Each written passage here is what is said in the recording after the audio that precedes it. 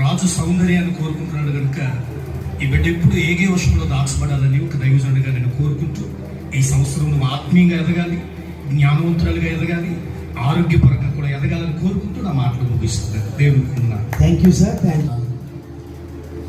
యెహెజ్కేలు గ్రంథంలో 16:14 అంటాడు, నేను నీకు అనుగ్రహించిన ప్రభావం చేత నీ సౌందర్యము పరిపూర్ణము కాగా అన్యజనులు నా నామాన్ని ఆయన నామాన్ని కీర్తిస్తూ వచ్చాయి. అలాగనే నీ సౌందర్యం అనగా భక్తి రానున్న కాలంలో ఈ సమాజంలో ఆయన యొక్క ప్రభావం చేత నువ్వు సంపూర్ణమైనప్పుడు నీ ద్వారా ఈ ప్రపంచానికి మహిమార్థంగా అన్యజనుల దేవుని కనపరచాలి. దేవుని దీవించింది కాక. దేవునికి స్తోత్రాలు. వేదిక మీద ఉన్న ఇక్కడ ఉన్న పరిశుద్ధులకు, నాతోటి దైవజనులందరికీ యేసుక్రీస్తు నామములో నా ప్రత్యేకమైన వందనాలు. ఈరోజు ఈ బిడ్డకి యవన దశని దేవుడు అనుగ్రహించాడు. అయితే సాధారణంగా ఏమంటామంటే మా అమ్మాయి పెద్ద పిల్ల అయిందని చెప్తే, అంటే నిన్నటి వరకు ఒకలా ఉంటుంది, ఈరోజు ఆ అమ్మాయిని చూడాలనిపిస్తుంది. ఇంకా అంటే యవన దశ వచ్చేసరికి ఇప్పుడు ఆ అమ్మాయికి వరుస అయిన వాళ్ళు ఎంతమంది ఉన్నారు, అందరూ ఇక్కడి నుంచి ఆ అమ్మాయిని చూడాలనిపిస్తుంటుంది. అది వాస్తవం. ఎంతవరకు పట్టించుకోరు ఆ అమ్మాయి.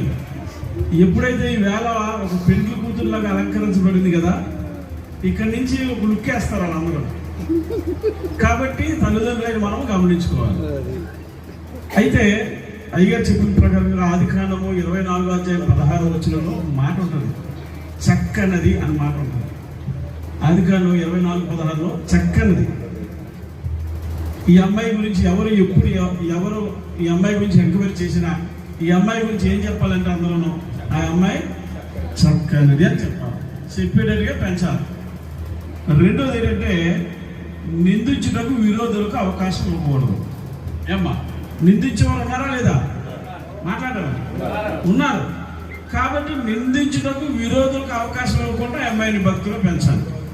చివరిగా ఇది అందరూ తీయండి, సామెతల గ్రంథంలో ఒక మాట ఉంటుంది. సామెతల గ్రంథం 11:3 ఒక మాట ఉంటుంది. 11:3